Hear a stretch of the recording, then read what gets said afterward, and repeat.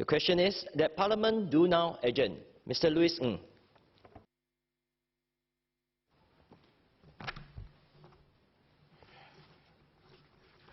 Sir, 1.8, not million, not billion, but trillion.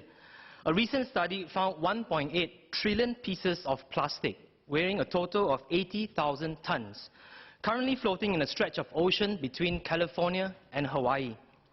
And researchers estimate that humans dump 8 million tons of plastic in the ocean every year. The facts and statistics are beyond horrifying. As I looked into the problem further, I found video after video of people diving in ASEAN waters full of plastic trash. It was truly disheartening. So I believe we have reached a turning point for this issue of plastic waste. If we don't do anything about it, there will be more plastic than fish in our oceans by 2050. The plastic does not just stay in the sea. It breaks down, releasing greenhouse gases that worsen global warming. It chokes and kills 1 million seabirds and 100,000 marine mammals every year. And ultimately, it breaks down into microplastics and is eaten by fish, crabs, and mussels. This comes back to us on our plates, in our food. It comes back a full circle, and our own plastic trash harms us directly. Plastic can no longer be seen just as an environmental problem. It is also a danger to our own health. It must be addressed as an urgent public safety issue.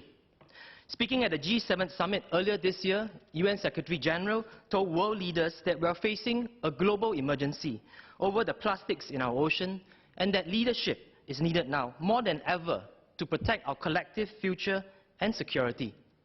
Thus, I'm heartened to see that Singapore is taking the initiative in organizing international cooperation on this issue through the 13th East Asia Summit.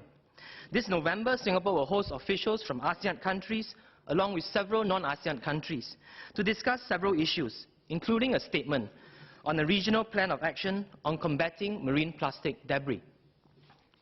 So many of the nations who will gather for this summit have already demonstrated a firm commitment to action against plastic waste. Indonesia has pledged $1 billion per year to various initiatives targeting plastic consumption and pollution. Malaysia has just announced their zero waste plan that aims to abolish single-use plastic by 2030. The whole countries or some cities in the United States, India, Myanmar, Australia, South Korea, Cambodia, and China have either implemented some form of plastic bag charge or banned plastic bags or other single-use plastic items. Soon, Brunei and New Zealand will join them. Given that much of the world's ocean plastics originate from here, in this region, our actions can have a truly global impact. Singapore's platform as a regional leader and host of the East Asia Summit gives us the ability and responsibility to step up our own plastic reduction efforts at home and call on every member nation to do the same. So Singapore is doing our part, but I feel we need to, we can, and we must do more. We're doing well at tackling the symptoms of the problem. Singapore's efficient waste management system ensures that litter in our waterway is removed with litter traps before it reaches the sea. But oceans do not follow national borders. Whether the marine litter comes from us here in Singapore or other countries, it still ends up in our food and still washes up on Singapore shores. And there is a lot of it. Just 2 weeks ago, Jo Teo shared on Facebook about her experience at an international coastal cleanup organized by Little Green Men. Quote, "Today was an eye-opening experience for me. Having done beach cleanups with students, I always thought that our beaches were okay. Not too dirty, maybe an odd piece of litter here and or there. Perhaps we've always gone to cleaned stretches of beaches. Today we were at a small stretch at Chek Jawa that was a little away from the boardwalk area where people typically visit. At first glance, it seemed fairly clean, yet in less than 2 hours, 30 plus of us collected well over 200 kilos of plastic. Plastic is a really huge problem. Imagine, we were only cleaning a tiny stretch of coastline, perhaps just 50 meters long. What about those still in the waters?" Unquote. We can continue cleaning our shores, continue trapping the litter before it enters our waters, but we need to move beyond addressing the symptoms of the problem. In August, at the Foreign Ministers' meeting in advance of the East Asia Summit, the ministers noted that one of the root causes of marine plastic debris is the excessive use of plastic bags. That is the root of the problem, which we must tackle in order to successfully combat marine plastic debris. If every country just focuses on trapping waste before it enters the waters, we will be combating marine plastic debris problem forever. We need to tackle the excessive use of plastic, and I hope that Singapore will take the lead on this. In 2016, Singapore discarded 27 billion plastic bags, an average of 13 bags per person per day. This throwaway culture is so deeply ingrained. Even when I bring my own reusable bag to the supermarkets, the cashier sometimes put my groceries first in a plastic bag and then into my reusable bag. We really need to start thinking about our plastic bag use. SMS Amy Khor previously said, quote, "Unlike many other countries that have imposed a ban or mandatory plastic bag charge, we do not directly landfill our plastic disposables, but incinerate them. As such, we do not face the land and water pollution issues that plague those countries." Unquote. But sir, is it okay to waste so much plastic simply because our waste will be burned or removed from sewage discharge into the ocean? Or phrased differently, is it all right to litter just because someone else will clean up after? Burning the excessive number of plastic bags we throw away is again addressing the symptoms of the problem. Again, we need to tackle the root of the problem. And we all agree on this. As SMS Amy Khor has stated, we must, quote, "adopt a holistic approach and tackle this upstream," unquote. We should go to the source of the problem and cut plastic waste by cutting plastic use. Minister Masagos has also recently pointed this out, quote, "The issue with plastic waste here is not about improper disposal, but about reducing the demand. Everyone should work together instead of waiting for someone else to take action," unquote. There are lots of people taking action in Singapore. So many people have formed groups like Plastic Like SG, Zero Waste SG, Tingkat Heroes, and Straw Free Singapore, organizing campaigns and outreach efforts to educate others about how to fight our throwaway culture. This groundswell has rippled through the private sector. Multinational brands like Hyatt Hotel, KFC, and IKEA, as well as local businesses like Unpack, The Green Collective, Plain Vanilla, and Mutu's Curry, have taken the initiative to reduce or eliminate plastics in their operations. And just last month, DBS launched #Recycle More, Waste Less, a nationwide campaign to discourage the use of single-use plastic.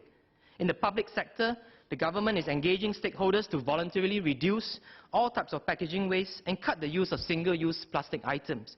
Soon, we will mandate business report on the type and amount of packaging they put on the market and the plans for reduction. We also have the Singapore Packaging Agreement, which encourages businesses to minimize packaging waste. At our new hawker centres, we have also disallowed the use of disposable for dine-ins. And lastly, MUA will be developing an inaugural Zero Waste Master Plan to be released next year. But the government can and should do more. So I propose two policy changes. Firstly, we need to review the public sector's own waste generation practices. In our public sector sustainability plan 2017 to 2020, the word plastic is only mentioned once, in the paragraph on recycling. The plan does talk about waste reduction, but I hope we can add the word plastic waste reduction to be more specific. I hope we can put a stronger emphasis on the reduction component rather than the recycling. Otherwise, we are again focusing on the symptoms of the problem. SMS Amy Khor had previously stated that we ought to consider encouraging all ministries and agencies to eliminate single-use plastics from their catering and events. This is really what our government ought to do, in order to walk the talk and lead by example. And I hope we start this practice at Singapore's biggest party, our National Day Parade. This year's NDP Fun Pack contained many plastic items individually wrapped in plastic, and even an NDP 2018 plastic bag for each person to bag their waste. If NDP 2019, next year, were to use only reusable items with minimal packaging, it would send a strong signal that our nation is committed to building a sustainable world. Secondly, we must cut the demand for single-use plastic bags by implementing a charge for single-use carrier bags of all materials. As SMS Amy Khor had recently pointed out, substituting plastic bags with paper or other biodegradable plastic bags may have negative environmental outcomes, as the latter have higher carbon footprints. I agree with SMS that we should ensure consumers do not substitute carrier bags, but instead make the switch on bringing their own reusable bags. Using one reusable bag a year can save 125 plastic bags from being littered or incinerated, and the reduced demand for plastic would drastically decrease plastic production. Let me stress that this is about reduction and not replacement. This motion is about a plastic like Singapore, not the plastic-free Singapore. And I do understand the public's concern that plastic bags are necessary to bag household trash. I too use plastic bags to throw my rubbish down the rubbish chute.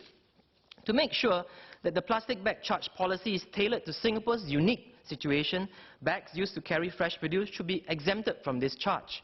Using reusable bags to carry fresh produce, raw meat or seafood may be unhygienic. So plastic bags should be given out free for such items. I understand that Hong Kong is already doing this. In this way, people can still obtain some free bags to bin their trash, maintaining the cleanliness and safety of our rubbish chutes and waste disposal system. There are, of course, critics of what Hong Kong is doing, how people are gaming the system because of this free bag exception, how enforcement is difficult, and I might add, the media asked me about this yesterday, and how compliance rate is only about 50%. But at least Hong Kong is trying, and I'd rather be optimistic and say that not bad. 50% of retailers are compliant. Good start. A plastic bag charge has proven to be effective in Singapore. After implementing a 10-cent plastic bag charge in 2017, lifestyle brand Miniso reported that customers' plastic bag usage dropped by 75%. As IKEA Singapore demonstrated, this charge can also be a stepping stone to comprehensively eliminating use of all disposable plastic items. In 2007, they implemented a 10-cent plastic bag charge. In 2013, they stopped offering disposable bags entirely. Today, they're working to remove all single-use plastic products from the IKEA range and restaurants by 2020. Based on a survey by Zero Waste Singapore, many Singaporeans have responded positively to the possibility of a plastic bag charge. This may benefit retailers as well as customers. When we receive plastic bags from shops, we often think we're getting them for free. But in fact, carrier bags may be a significant cost to retailers. Yihong Minimart spends $2,000 to $3,000 on plastic bags each month, on 1 month alone. These costs are obviously passed on to consumers, raising product prices. Hence, we are already paying for these plastic bags. A shift towards plastic-like practice throughout the retail industry will give customers more choice in whether to pay for plastic bags, and also help retailers save money and the environment. As such, while a plastic bag charge looks like it will increase costs for everyone, in fact, it will do the opposite and might help to bring costs down for everyone. So in conclusion, environmentalist Robert Swan said, quote, "The greatest threat to our planet is the belief that someone else will save it," unquote. Let's not play the waiting game. Although we live on this planet as if we had another one to go to, we do just have this planet we call home, and we all need to save it, together and urgently. So just 2 days ago, my daughter Ella and I were at the opening of the turtle hatchery at Sisters Island. On the boat right there, Ella exclaimed, "Look, Daddy, there is so much rubbish in the sea. We need to pick them up to save the animals." There really was so much plastic trash. It was shocking and painful to see so many plastic bags and bottles in the ocean, in Singapore waters. I shared this on Facebook on Saturday night, and you can see over 80 plastic bottles in the oceans in one of the photos I took. So a 4-year-old knows this is wrong. A 4-year-old knows that we must do something to combat this plastic problem. Surely we as a government should take the lead and do more. Singapore has done a lot, but I hope SMS reply to my speech will not focus on what we have done and what we're currently doing. Those are already publicly available. I hope a speech will focus on what more we can do, beyond incinerating the plastic, recycling plastic waste, trapping the waste before it enters our water, the packaging agreement, and the mandatory reporting. Lastly, sir, I hope SMS can address these questions. 1, will we be putting more emphasis on plastic waste reduction in our public sector sustainability plan? 2, will the public service be eliminating single-use plastic from their catering and events? 3, will NDP 2019 use only reusable items with minimal packaging? And lastly, and 4, will the government implement a charge for single-use carrier bags of all materials and not just plastic bags? So this Wednesday, Ella and her schoolmates will be doing a coastal cleanup. I'm sure she's going to find lots of plastics on our shore. I sincerely hope that when my 2 other daughters, Katie and Poppy, grow up, there will no longer be a need to do coastal cleanups. Thank you. SMS Emiko, would you be replying? Mr. Deputy Speaker.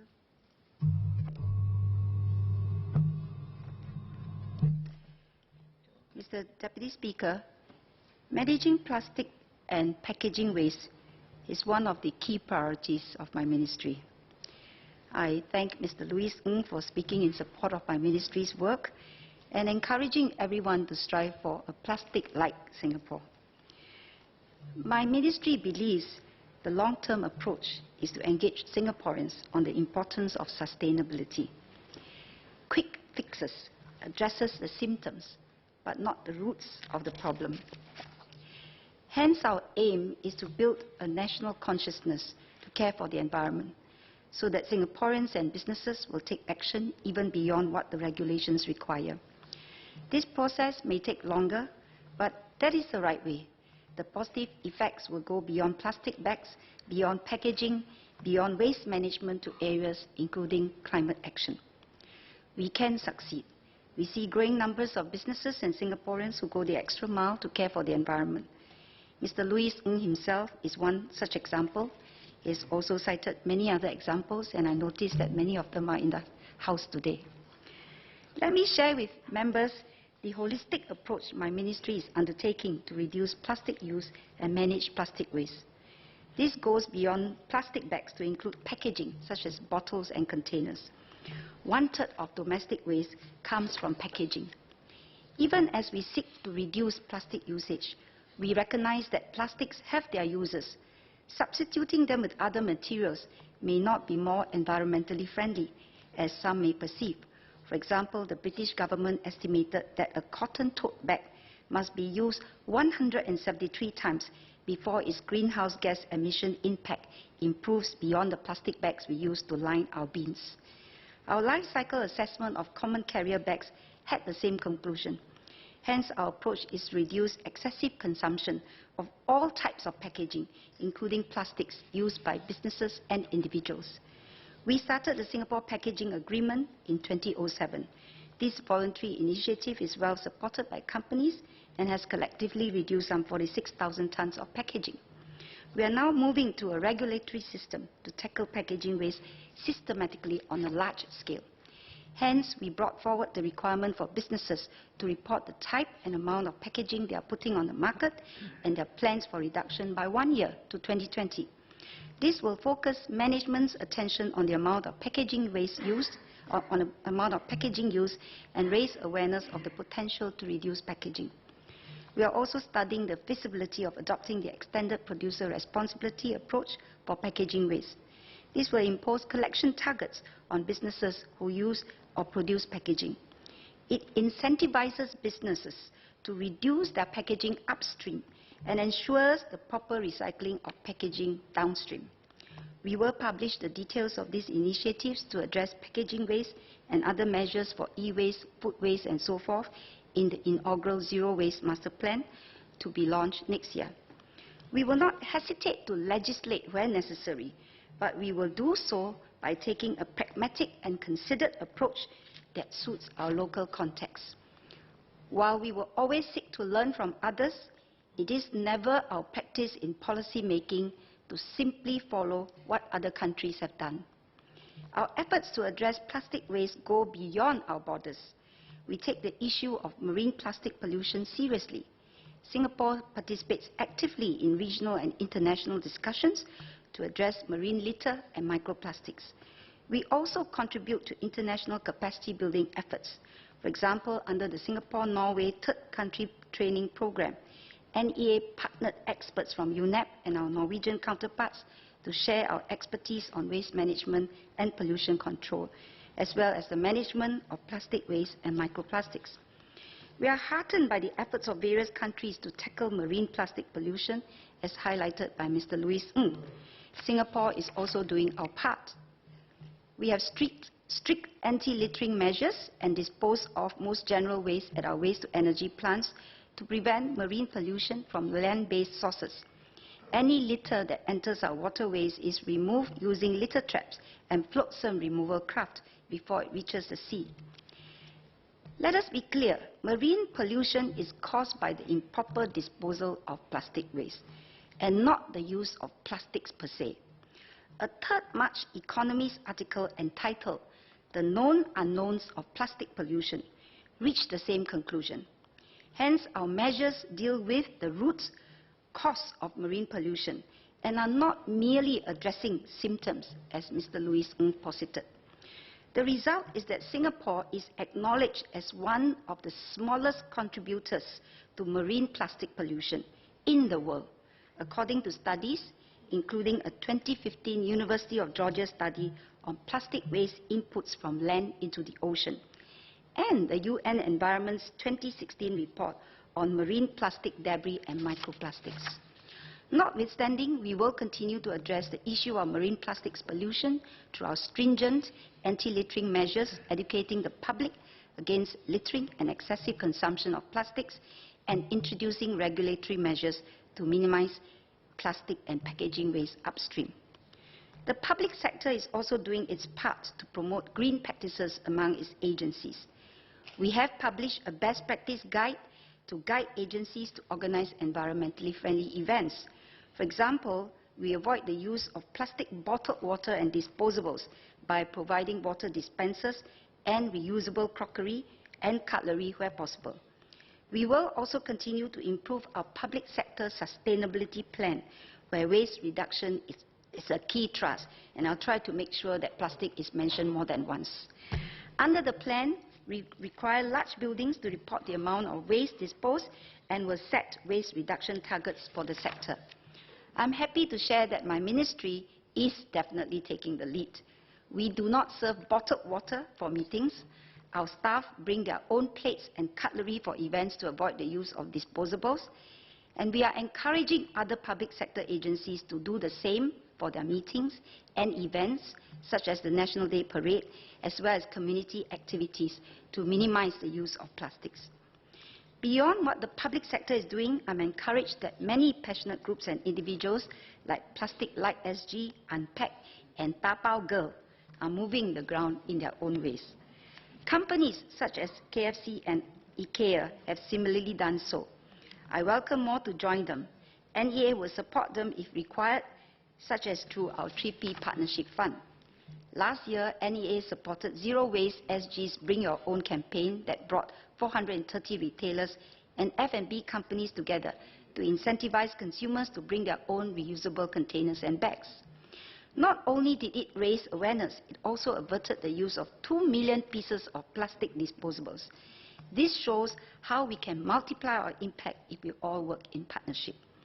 On the proposed carrier bag charge, we will continue to monitor developments in this area.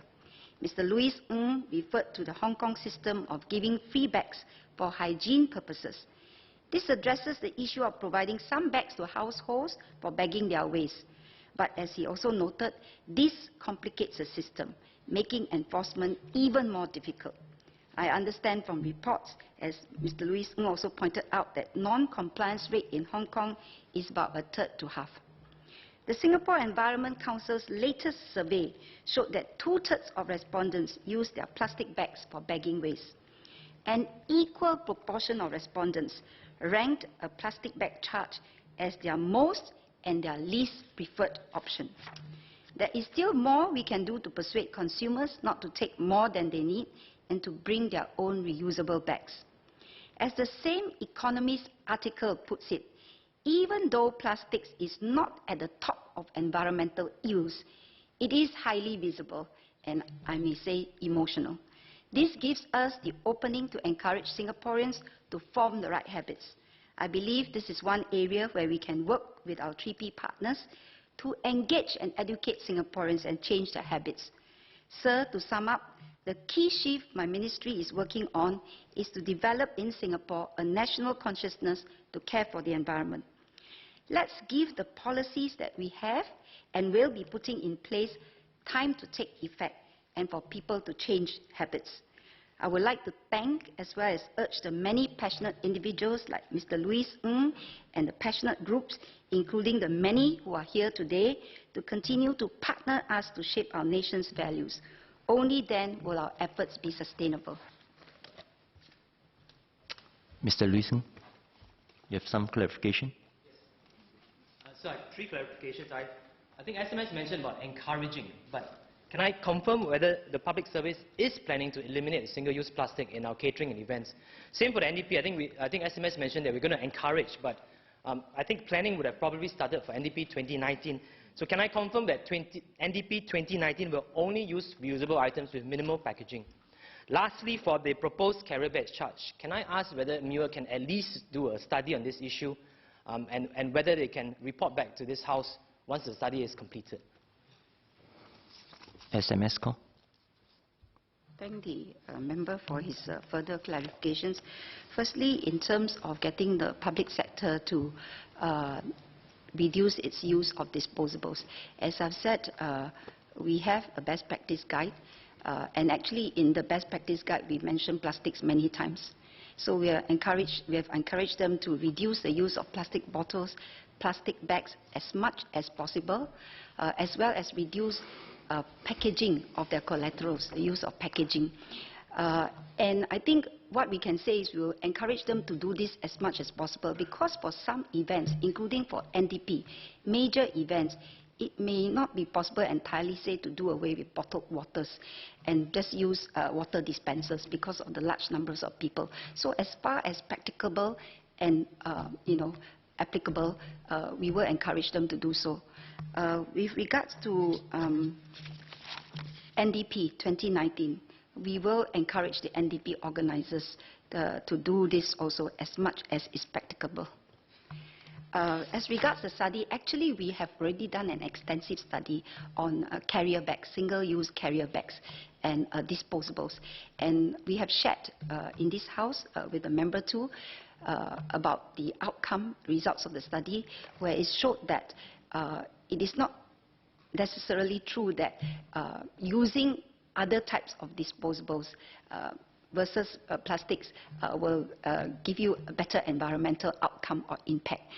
As I've also noted earlier in this speech, that even a British study has shown that for a tote bag, a reusable tote bag, to benefit in terms of greenhouse gas emissions reduction, you have to use it 173 times. So what we want to do really is to go upstream, and I suppose I will be disappointing the member by reiterating and repeating what I've said in this House before, and what I will be saying again to the same issues that you have also raised in this House, that really what we want to do is to move upstream, and we will not hesitate to implement take regulatory measures to manage waste and to protect the environment where we think it's practicable, it's effective, it's useful to do so. So we have actually implemented, or will be implementing, carbon tax as well as EPR on e-waste, as well as mandatory reporting for packaging waste and the reduction plan. As far as carrier bags is concerned, we think that it is more practicable, more sustainable to take the long-term approach. Longer term, it may take a longer time, but it is really to change habits, to educate and encourage the public to reduce their use of disposables, all types of packaging. Mr. Ng, you only have 2 more minutes. I'll use the 2 minutes, sir. But I know we have the guidelines, but I know this wouldn't happen overnight as well. So, like Malaysia has announced that they'll do it by 2030. So I'm just wondering whether MUA has a long-term plan of eliminating again the single-use plastic in the public sector events. Can we at least commit to, say, 2013 we will eliminate this? So maybe not NDP 2019, NDP 2030, whether we can do this. SMS, you only have 1.5 minutes. We'll leave it to whoever the Minister for Environment is at that point in time to decide on NDP 2030. The question is that Parliament do now adjourn. As many as are of the opinion say aye. To the contrary say no. I think the ayes have it. The ayes have it. Order, order.